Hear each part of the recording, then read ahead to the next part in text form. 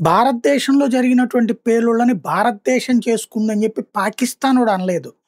మన దగ్గర ఉన్నటువంటి కాంగ్రెసోళ్ళు, కమ్యూనిస్టోళ్ళు మాట్లాడారు. అది పెద్ద నాయకులు కాదు, కింద స్థాయిలో కార్యకర్తలు అట్లాంటి స్టేజీలో మోడీ మీద ద్వేషంతో, దేశం మీద ద్వేషంగా మార్చుకుని రగిలిపోతున్నారు.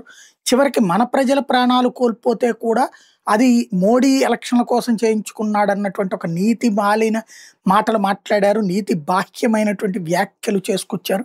సోషల్ మీడియాలో అది కొనసాగినటువంటిది కూడా చూసాం.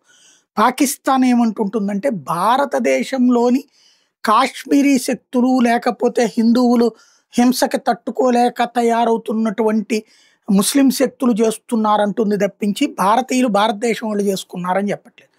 కానీ మనోళ్ళు ఇట్లాంటి కారుకోతలకు వస్తున్నారు. అదే సందర్భంలో పాకిస్తాన్‌లో మాత్రం పాకిస్తానీ పౌరులు కాదు, పాకిస్తాన్‌లోనే ఉన్నటువంటి పాకిస్తాన్ బాధితులైనటువంటి తెహ్రీక్-ఈ తాలిబాన్ పాకిస్తాన్ లేకపోతే గనక బెలూచ్ రెబెల్స్ ఇట్లాంటి వాళ్ళు దాడులు చేయటం ఒక ఎత్తు. కానీ నిన్న జరిగిన పేలుడు వెనకాల మాత్రం పాకిస్తాన్ ఐఎస్ఐ హస్తం ఉందన్నటువంటిది భారత్‌కి సంబంధించినటువంటి నిఘా వర్గాలు చెప్తున్నటువంటిది. బెలూచిస్తాన్ ప్రావిన్స్‌లో దీనికి బీజం వేశారు. పాకిస్తాన్ ఇంటెలిజెన్స్ ఏజెన్సీ ఈ ప్లాన్ చేసింది.